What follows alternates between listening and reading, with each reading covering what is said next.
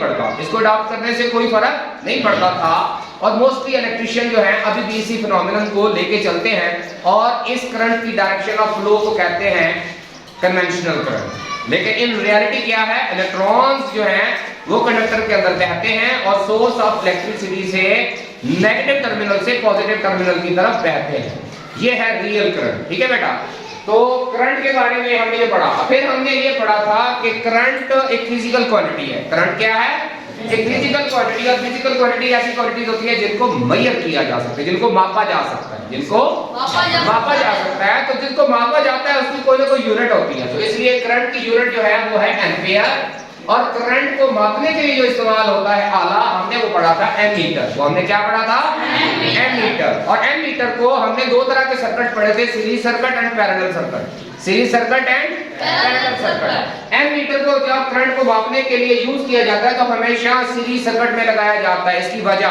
इसकी वजह ये है कि पूरे का पूरा करंट एमीटर से गुजरे।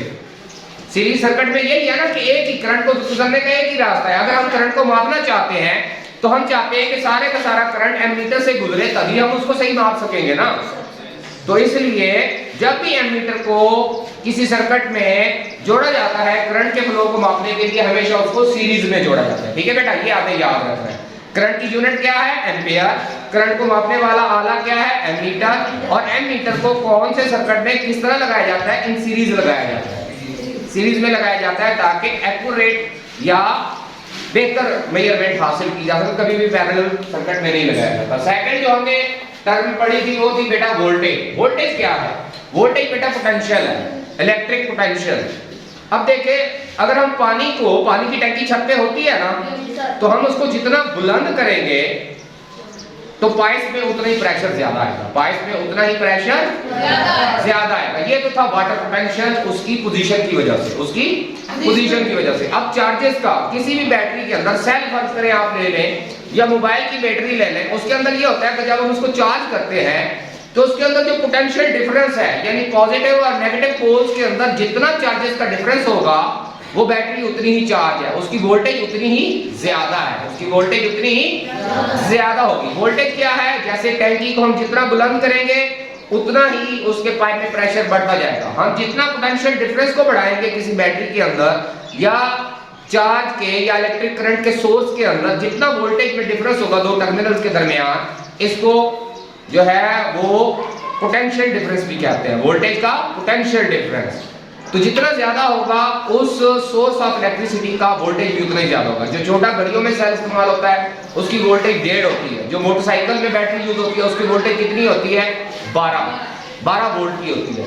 जबकि जो हमारी इलेक्ट्रिसिटी है जो घरों में आती है वापडा की जाने से, इसमें कितना वोल्टेज होता है? 120।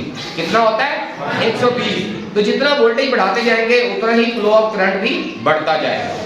जैसे हम पीछे से टंकी की बुलंदी या टंकी के अंदर प्रेशर जितना बढ़ाएंगे उतना ही प्रेशर से वाटर आएगा। ऐसे ही है ना बेटा। दूसरा हम इसको ऐसे भी एक्सप्लेन कर सकते हैं कि व्हाट इज वोल्टेज। अगर फर्ज करो मैं आपको समझाना चाहूँ तो वो ये है कि अगर फर्ज करें ये दो टैंक है, ये क्या है? वाटर की एग्जांपल से समझाना चाह रहा हूँ। एक टैंक के अंदर पानी यहाँ तक भरा हुआ है और एक टैंक खाली है, लेकिन ये दोनों टैंक एक पैड से जुड़े हुए हैं। दोनों टैंक एक कनेक्शन से जुड़े हुए हैं। तो ये पानी उस वक्त तक बहता रहेगा जब तक कि दोनों के अंदर वाटर का लेवल बराबर नहीं हो सकता। जब तक कि दोनों के अंदर वाटर का लेवल बराबर नहीं हो, तो जितना वाटर का डिफरेंस होगा उतना ही तेजी से पानी फ्लो करेगा। जो ये डिफरेंस कम होता जाएगा वाटर का फ्लो कम होता जाएगा। ऐसे ही है ना बेटा? ये आपकी ऑब्जर्वेशन है ना, देखा है ना आपने? इसी तरह बेटा करंट में भी होता है। किसी भी आप सेल को अगर में उसके पॉजिटिव और नेगेटिव टर्मिनल के अंदर जितना पोटेंशियल डिफरेंस ज्यादा होगा उतना ही वो करंट देगा। जब जूं ये वोल्टेज कम होता जाएगा, डिफरेंस कम होता जाएगा, जो बैटरी है आपकी, ये जो सेल है उसकी जो चार्ज देने की या करंट देने की जो पावर है वो कम होती जाएगी। ऐसे ही होता है ना सेल के साथ साथ। और ऐसा वो बैटरी डिस्चार्ज हो जाएगी। क्या हो जाएगी? वो काम नहीं होगा, उसको रिचार्ज करना पड़ेगा। ऐसे ही होता है ना बेटा। This is called as potential difference. और पोटेंशियल डिफरेंस की जो यूनिट है बेटा उसको कहते हैं वोल्टेज। क्या कहते हैं? वोल्ट। क्या कहते हैं? VOLT। इसकी जो यूनिट है वो वोल्ट है। अमूमन सेल्स पे, बैटरीज पे, जैसे मैंने बताया घड़ी वाले सेल पे मोटरसाइकिल की बैटरी पे, और इस पे लिखा होता है वोल्टेज 120, 12 एंड 1.5। ठीक है, तो इसकी यूनिट है वोल्ट, और वोल्ट को मापने के लिए जो मीटर इस्तेमाल होता है उसको कहते हैं वोल्ट मीटर। क्या कहते हैं? Volt meter. ये बेटा वोल्ट मीटर जो है ये किसी भी सर्किट में पैरेलल लगाया जाता है। क्या लगाया जाता है? जबकि एम मीटर को हमने कहा था सीरीज में लगाया जाता है, सीरीज सर्किट में लगाया जाता है, जबकि वोल्ट मीटर को पैरेलल सर्किट में लगाया जाता है। ठीक है बेटा। उसके बाद हम देखते हैं एक और चीज है, ये तो था कि वो पोटेंशियल, वो एनर्जी, वो वोल्टेज जिसके प्रेशर से इलेक्ट्रिक करंट किसी कंडक्टर में बहता है। ये करंट और वोल्टेज का जितना ज्यादा वोल्टेज होगा उतना ही ज्यादा करंट बहेगा, उतना ही ज्यादा, समझ आ रही है ना बात की? पोटेंशियल डिफरेंस जितना ज्यादा होगा उतना ही करंट ज्यादा बहेगा। ठीक है बेटा। अब एक और चीज है, जब कोई चीज बहती है, फर्ज करें एक पाइप में पानी बह रहा है या कहीं पे भी पानी बह रहा है, तो रेजिस्टेंस जरूर आती है, रुकावट जरूर है, रुकावट जरूर होती है। इसी तरह करंट के बहाव में भी रुकावट होती है, क्योंकि जब चार्ज पार्टिकल जब किसी मेटल के अंदर, किसी कंडक्टर के अंदर तेजी से भागते हैं तो लाजमी बात है उनके रास्ते में एटम्स आते हैं। क्या आते हैं? एटम्स और सब एटॉमिक पार्टिकल्स आते हैं।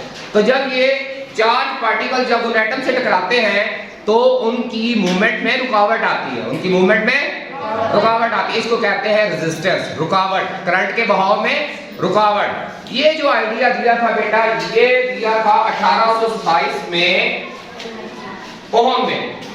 किसने दिया था?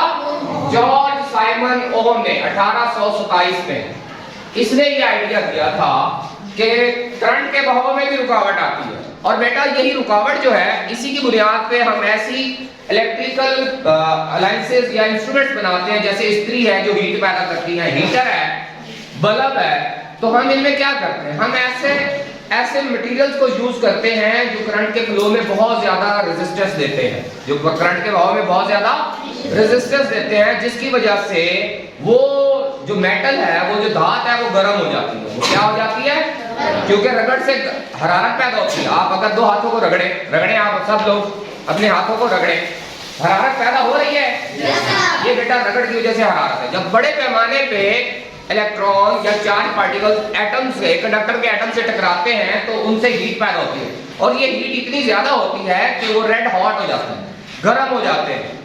इस्त्री भी गर्म हो जाती है, हीटर भी गर्म हो जाता है। इवन जो आपके बल्ब के अंदर जो टंगस्टन का फिलामेंट यूज किया जाता है वो भी हाई रेजिस्टेंस प्रोवाइड करता है, लेकिन उसके अंदर गैस ऐसी नहीं होती, या इनर्ट गैसेज होती है, नोबल गैसेज जो रिएक्ट नहीं करती उस बल्ब के अंदर होती है, या वैक्यूम होता है। तो जब उसमें से बड़ी पैमाने पर करंट गुजारा जाता है तो वो टंगस्टन का फिलामेंट जो है वो रेड हॉट हो जाता है, गर्म होकर जलना शुरू हो जाता है, जलता नहीं है, रेड हो जाता है। समझ आ रही है?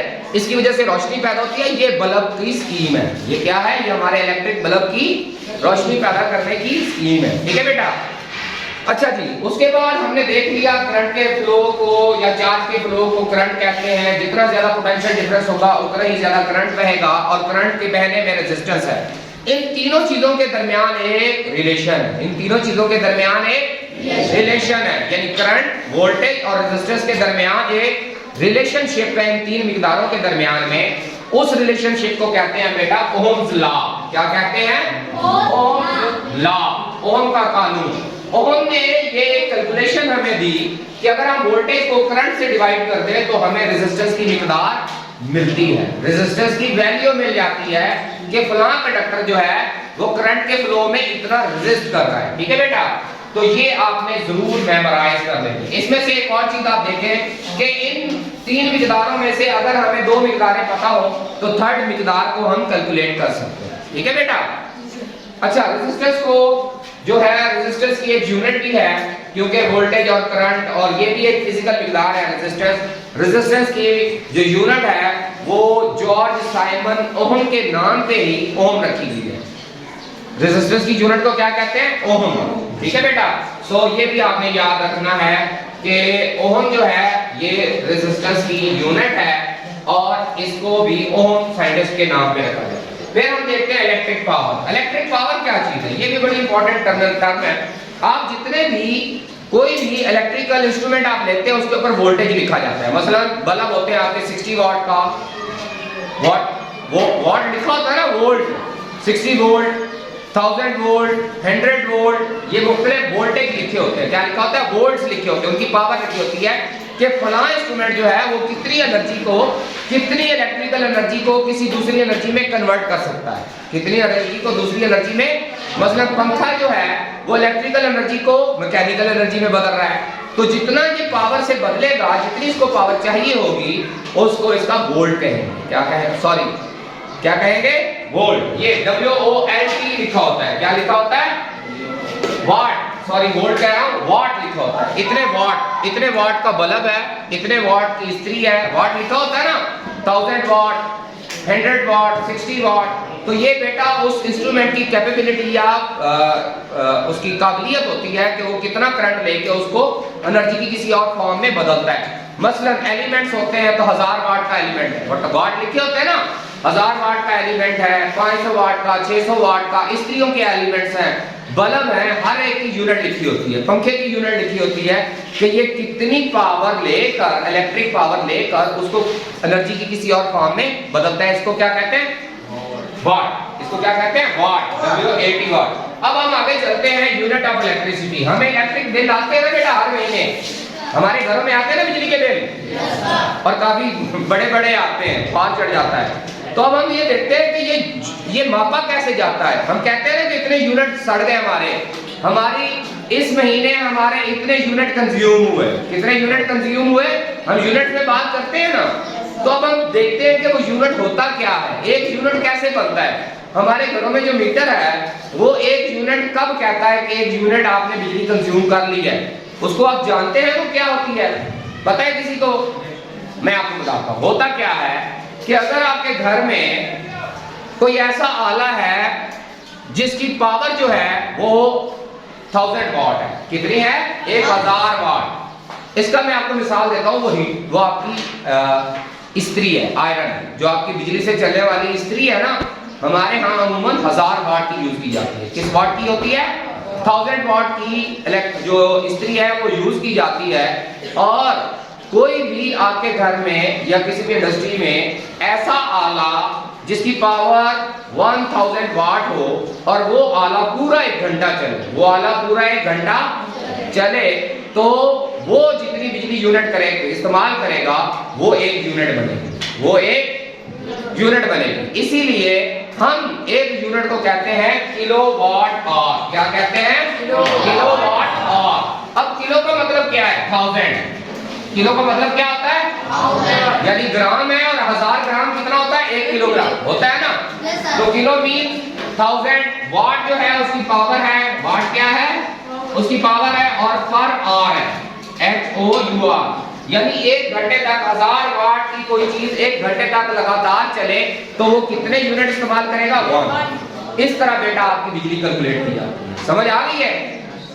इस हिसाब से आपकी बिजली कैलकुलेट की जाती है कि 1 यूनिट का मतलब क्या है, ये आपने मुझे बताना है। नेक्स्ट टाइम जब भी मैं आपसे पूछूं कि एक इलेक्ट्रिक यूनिट से क्या मुराद है जो आपके बिजली के बिलों पे लिख के आता है, तो आपसे उसको कहना है कि 1 यूनिट से मुराद ये है कि जब कोई 1000 वाट का आला लगातार 1 घंटे तक चले तो वो जितनी बिजली इस्तेमाल करेगा उसको हम 1 यूनिट कहेंगे। अब समझ आ गई है? अब आपने याद रखना है 1000 वाट का कोई इंस्ट्रूमेंट पूरे 1 घंटे तक बिजली को कंज्यूम करे, वो ऑन रहे, चलता रहे, तो वो कितनी यूनिट बिजली इस्तेमाल करेगा? 1 यूनिट। इसीलिए यूनिट को हम कहते हैं किलोवाट आवर। सो बच्चों, ये कुछ बेसिक टर्मिनोलॉजीज थी। आई एम क्वाइट श्योर कि इनकी वजह से मजीद इलेक्ट्रिसिटी के बारे में, करंट के बारे में, चार्जेस के बारे में, वोल्टेज के बारे में, रेजिस्टेंस के बारे में आपका कॉन्सेप्ट बेहतर हुआ होगा। और इसको अगर आप वाटर के लिहाज से देखें तो आपने इस कॉन्सेप्ट को जिस तरह पानी के लिहाज से याद रखा हुआ है, आपको पता है, आपके कॉमन सेंस में है कि जितना ज्यादा इलेक्ट्रिक पोटेंशियल होगा उतना ही ज्यादा करंट बहेगा, और जब करंट बहता है तो उसके बहने में रुकावट आती है, उस रुकावट को कहते हैं रेजिस्टेंस। ठीक है? करंट कंडक्टर में क्यों बहता है? वोल्टेज की वजह से, पोटेंशियल डिफरेंस की वजह से। किस वजह से बहता है? वोल्टेज की वजह से। ठीक है? वोल्टेज क्या है? पोटेंशियल डिफरेंस है चार्जेस का। जितना ज्यादा होगा उतना ज्यादा करंट बहेगा। और जब करंट किसी कंडक्टर में बहता है तो ये एक फिजिकल मिकदार है, हम इसको माप सकते हैं।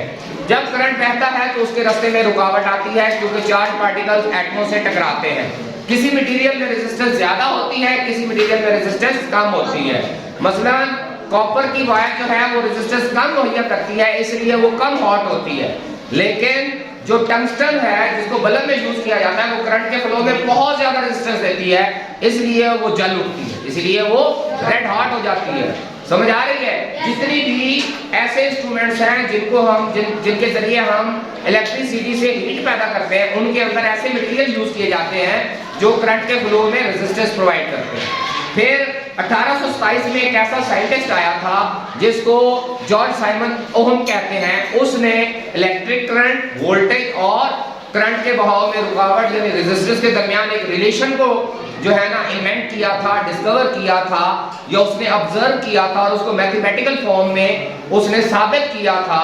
उसको कहते हैं ओम्स लॉ। उसको क्या कहते हैं? Ohm's law. कि अगर हम वोल्टेज को करंट से डिवाइड करें तो हमें रेजिस्टेंस पता चल जाती है। इसके अंदर एक और चीज आप याद रखें कि ये तीन क्वांटिटीज का रिलेशन है, तीन मिकदारों का रिलेशन है। इनमें से अगर हमें दो मिकदारों का पता हो तो थर्ड क्वांटिटी को हम मुहैया कर सकते हैं। इसके अलावा हमने पढ़ा है कि इलेक्ट्रिक पावर क्या होती है। हर इंस्ट्रूमेंट के ऊपर, जो भी इलेक्ट्रिकल इंस्ट्रूमेंट है उसके ऊपर वाट लिखा होता है। 100 वाट का है, 10 वाट का है, 20 वाट का है। वो उसकी कैपेबिलिटी, उसकी पावर होती है कि वो कितनी बिजली को लेकर किसी और फॉर्म ऑफ एनर्जी में कन्वर्ट करता है।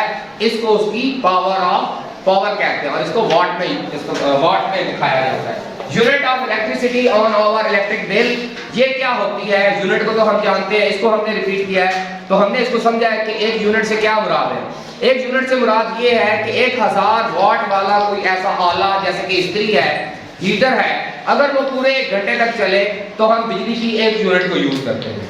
तो ये बेटा कुछ कॉमनली जो है ना टर्मिनोलॉजी थी, इनको जरूर याद कीजिएगा, रिमेंबर कीजिएगा। फ्यूचर में ये आपके बड़े काम आएंगी और इसके जरिए आप अपने अंदर जो बिजली के इंस्ट्रूमेंट्स हैं उनको समझने में आपको मदद मिलेगी। Thank you very much. अल्लाह हाफ़िज़।